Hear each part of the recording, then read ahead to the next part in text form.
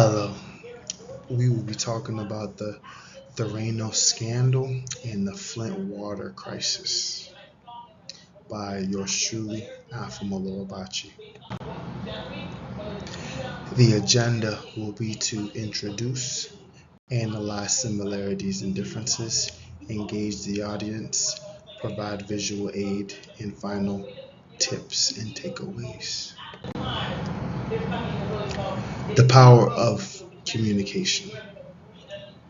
Welcome, everybody. Today we will dive into the legal, ethical, and corporate social responsibility of the two infamous cases, the Theranos scandal and the Flint water crisis. Let's learn.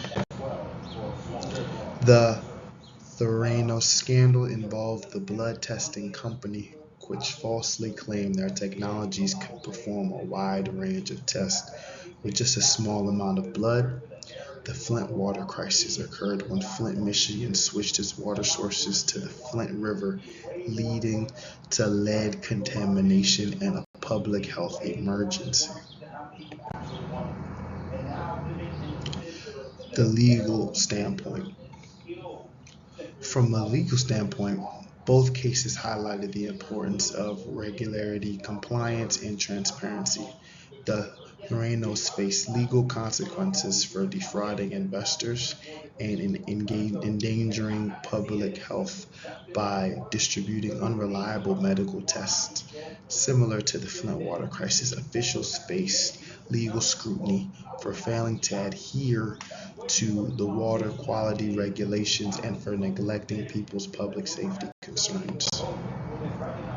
Now we'll talk about the ethical aspect of how we're moving in a time where it seems as though profits are kind of put before public, people, and humane, where numbers and analytics and the bottom line is seem to be more concise and more highlighted for stakeholders, profits for the stock market, and so on, versus the people that have to deal with these repercussions on a day-to-day basis. Now the comparison. Unilaterally and virtual ethics offer different lenses to analyze these cases. Theranos prioritized profits over patient safety, violating ethical principles by knowingly providing inaccurate test results. In contrast, the Flint water crisis raises questions about government officials' duty to protect civilians' well-being and ethical implications of actions and the actions that were taken in place. It raises the question to show, even the people that we elect to public office, to heads of health organizations, do they really have our best interests at heart? Do they really have the taxpayers' best interests at heart? Or the people who will kind of cut corners to make things look a certain way? We're going to examine the corporate responsibility. Theranos' lack of transparency and accountability exemplifies the failure in CSR. Companies are responsible for providing well-beings to stakeholders, customers, and the wide range community.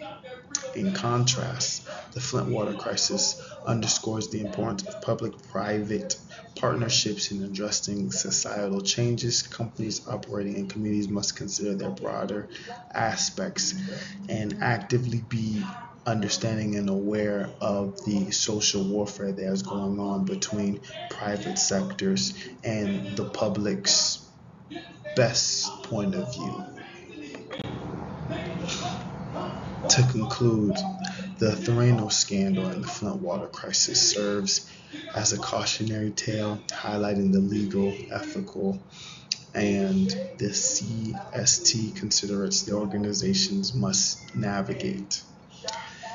What I learned from this case personally is just, it is very important to do your due diligence. It is very important to do your research background and understand that not everybody has your best interest at heart.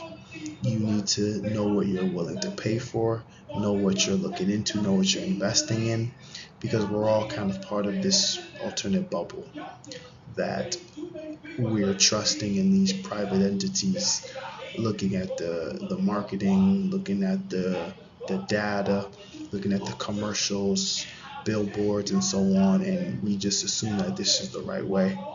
Uh, a lot of times, this can be that psychological warfare that we bounce on between ourselves. So, what I've learned is just to do my due diligence, to research thoroughly, and to shop around, to market for other things that are similar to the product, good, or service that's coming around my way. Thank you all for your time and patience. I greatly appreciate it.